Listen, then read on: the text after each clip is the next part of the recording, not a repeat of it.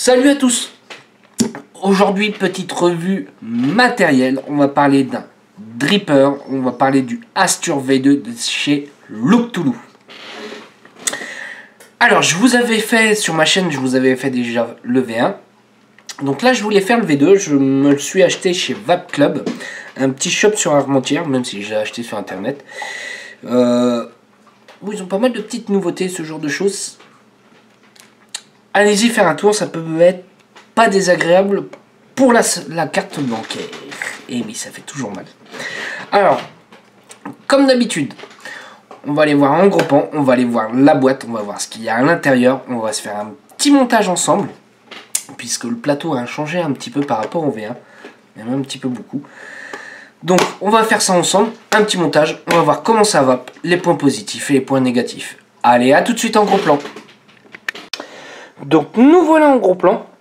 Alors la boîte, c'est toujours quasiment la même style de boîte que dans le V1 ou même dans le Cthulhu. Donc on va faire un petit tour de la boîte. Donc là nous avons un petit flashcode. Le flashcode, à quoi ça sert? Ça nous permet d'aller sur le site avec le numéro de série pour voir si c'est bien un original. De toute façon, pire, il y a le site internet et comme ça on peut rentrer le code, on peut aller voir directement. Donc la boîte simple mais efficace, peut-être en plastique, mais moi j'aime beaucoup. Donc on va aller voir un petit peu ce qu'il y a à l'intérieur. Donc on a une clé Allen qui est fournie avec. On a un adaptateur pour passer en 510. On a des vis de rechange et surtout ici, là, on a ce genre de petite bête là. On se demande un peu à quoi ça sert là. Bah en fait c'est un plot positif pour passer en bottom feeder. Donc c'est-à-dire que pour ceux qui ne savent pas ce que c'est des box qui sont reliés à une petite bouteille en plastique où on peut mettre du liquide à l'intérieur. Donc ça peut être intéressant, c'est bien, on peut faire les deux. Il est déjà monté avec une vis 510 normale qui est réglable. Donc il y a le Astur avec le numéro de série du Astur. On va dire que ça reste assez simple. Donc on peut voir qu'il y a déjà pas mal de changements rien qu'au niveau de l'airflow. Puisqu'avant on avait les airflows qui étaient en haut sur le côté. Là il est enfin en haut juste à côté du drip top. Là ils les ont placés sur le côté. Les airflows sont quand même beaucoup plus conséquents. Sont nettement plus ouverts. Donc je vais commencer à démonter. On a la même chose de genre de petite cloche comme on avait dans le V1. Et là on va aller voir le plateau. Alors le plateau a complètement changé puisqu'on est sur un plateau Velocity. On est sur un plateau Velocity qui est plutôt très agréable. On a de la place dessus avec une petite cuve à l'intérieur. Moi j'aime beaucoup. J'aime beaucoup ce type de plateau. Et par contre on va continuer un peu. On va aller voir le drip top. Le drip top on peut voir qu'il est complètement différent. Puisqu'avant à l'intérieur il y avait simplement un trou et ça pouvait arriver des fois d'avoir des éclats de liquide. Là ils ont changé un peu le système, je ne sais pas si on arrive bien à voir au niveau de la caméra. C'est qu'en fait il y a une petite plaque, ça laisse passer l'air sur les côtés et du coup on n'a plus ces petits éclats de liquide. Ça j'apprécie plutôt bien. Donc on va se faire un petit gros plan, on va se faire un petit montage ensemble. Donc je vais prendre mon mètre et je vais placer mon coil master dessus. Enfin, je vais placer le dripper dessus.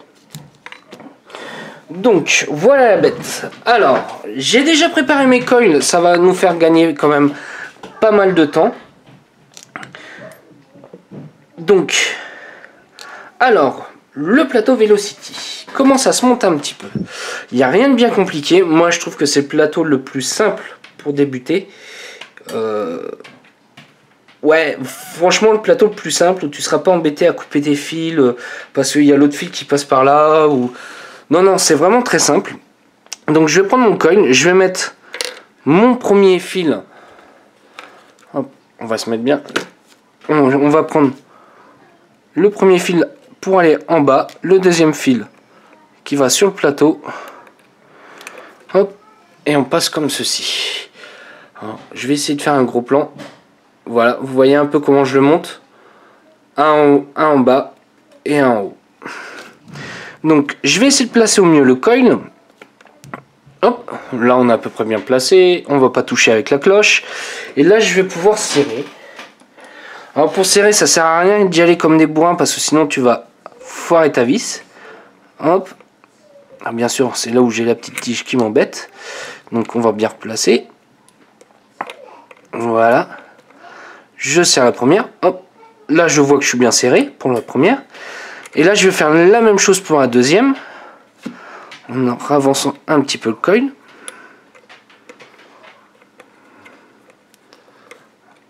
Hop, voilà. Là, je vais pouvoir couper mes fils, puisque les deux vis du haut sont indépendantes. Hop. Et de 1. Et de 2.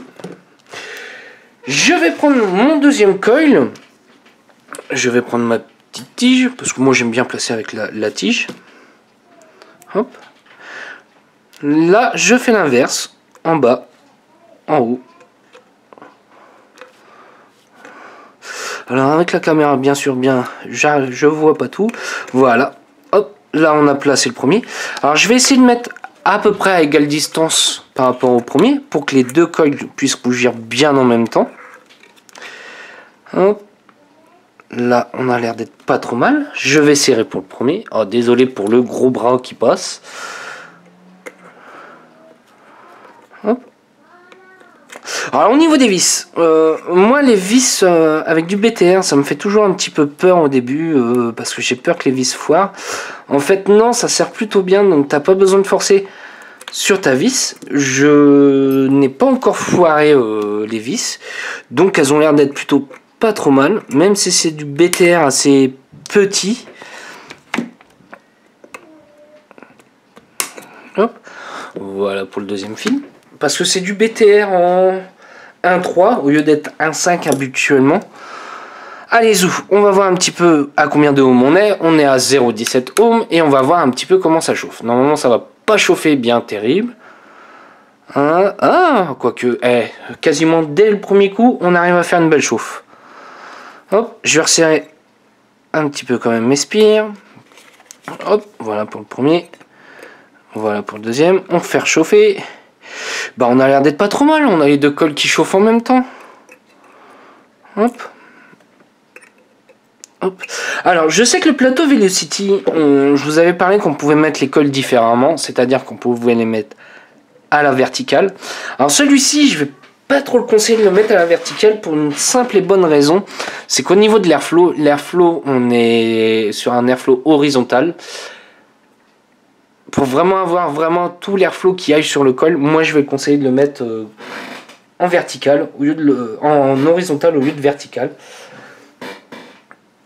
Après on peut, hein, je l'ai déjà fait, on peut, hein, mais j'ai une préférence pour le mettre comme ceci. Alors je me découpe une petite bande de fiber pour pouvoir placer à l'intérieur. Alors je fais ma petite pointe, hop, ma petite pointe, et je vais passer le tout à l'intérieur. Hop, et voilà, je vais prendre ma pince pour le récupérer de l'autre côté. Voilà. Je vais couper ce que j'ai en trop. Et de une. Et de deux. Je vais prendre le reste de ma bande pour le mettre dans le deuxième coil. Hop, voilà. Là, on sera plutôt pas trop mal. Et là, je vais rabattre ma fibre des deux côtés. Hop, et de 1 et de 2. Comme ça, en faisant bien comme ça, on va pouvoir remarquer une chose, c'est qu'on va bien laisser les coils libres en dessous. On voit vraiment bien que les coils sont libres en dessous. L'air peut bien passer en dessous. Ça sera top. Ça sera top. Alors, là je vais mettre un petit liquide, le BFB de chez Flaveless, qui est mais juste une tuerie. Je suis déjà à mon deuxième flacon de 240 ml. En plus, on est vraiment pas cher pour la quantité qu'il y a. Ce liquide là, je l'ai acheté chez Miss Mister Vapo, un shop qui a été un de nos partenaires, enfin qui a été qui a fait un petit concours avec nous il n'y a pas très longtemps, qui avait les liquides de chez Monsieur Likey à gagner, qui sont pour moi aussi une belle petite tuerie et pas excessif. C'est un bon petit shop qui essaye de trouver des trucs sympas, pas excessifs, pas forcément français, malaisien ou américain. Hop, et on va voir un petit peu comment ça chauffe. Hop, je remets un petit peu de liquide, parce que ça a bu un peu. Ah, ça a l'air de chauffer pas trop mal. Donc là, je vais remettre ma première bague. Et là, je vais bien essayer de voir que l'airflow soit... Hop, là on voit bien que le coil est juste au niveau de l'airflow. Ce sera très bien. Et hop, je remets ma deuxième cloche. L'avantage, c'est que sur celui-ci, l'airflow est réglable. Donc on pourra tourner sa cloche plus ou moins pour pouvoir fermer l'airflow. Pour ceux qui préfèrent un airflow un peu plus serré ou un petit peu moins serré. Et puis voilà. Allez, zou, on se retrouve en plan large pour voir comment ça va. Donc nous revoilà en plan large. Alors c'est un dripper qui est quand même assez petit. On peut voir par rapport à une box normale. On est vraiment sur un petit dripper. Donc allez, zou, on va voir ce que ça donne.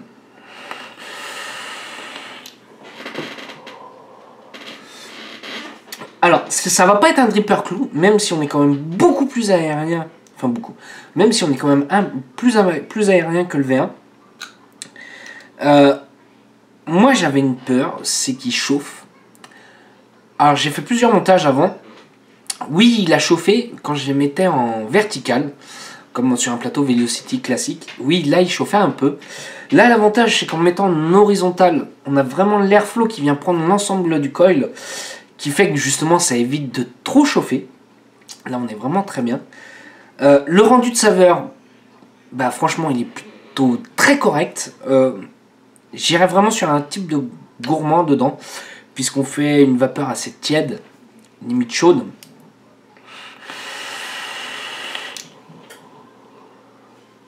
Ouais, je partirais vraiment sur un gourmand, on est vraiment sur une vapeur tiède. Est-ce que c'est un petit dripper que je kiffe? Ouais, c'est un dripper que j'adore. J'avais beaucoup aimé le Magma, j'avais bien aimé le Astur V1. Là, le V2, je l'aime beaucoup. Mais d'avis, ça va être un petit dripper que ça va être dur de s'en séparer. Les fuites, elles sont quand même très limitées avec ce type de dripper là, puisqu'on a un airflow par le haut. Il y a juste en ouvrant et en fermant qu'on peut avoir quelques petites fuites. Son prix, j'ai pas parlé de son prix, pour 30 balles, il est vraiment à 30 €. On a vraiment un bon dripper. Moi, je trouve ça un peu dommage qu'on ne parle pas de cette marque-là, le Cthulhu, puisqu'ils font du matos qui est plutôt pas mal, à prix très correct. Ça équivaut même à certains drippers qui valent une petite fortune. Bah là, on est pas mal. Pour 30 balles, on a un bon dripper. On a un très bon dripper saveur. Moi, franchement, honnêtement, je l'aime beaucoup, ce dripper. Allons sur les points négatifs. Alors, justement, je vais en montrer un au premier abord. Voilà, c'est ça. Pourquoi? En fait, si vous voulez, à l'intérieur, je vous avais montré qu'il y avait une deuxième cloche pour pouvoir régler l'airflow. À chaque fois, elle reste bloquée à l'intérieur de la cloche. Ça, je trouve ça un peu dommage. Le réglage de l'airflow qui n'est pas si précis que ça, du coup. C'est un peu bête, c'est dommage, parce qu'on aurait enlevé tous ces défauts, ce petit défaut là, ça aurait été un dripper parfait. Le drip top qui est en Delrin, et honnêtement est très agréable. De toute façon, moi j'utilise peu du Delrin ou du Teflon. Est-ce que c'est un dripper que je recommanderais? Ah ouais, largement que c'est un dripper que je recommanderais. Pour moi, c'est un petit dripper pas cher, saveur. Même si on peut envoyer quelques petits clous avec, assez sympa.